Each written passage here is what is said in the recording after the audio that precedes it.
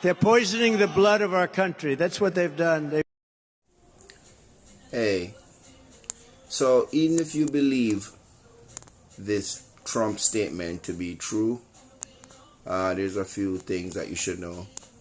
For example, the poisoning of the blood of the nation, it actually started in the 18th century when, as a colony,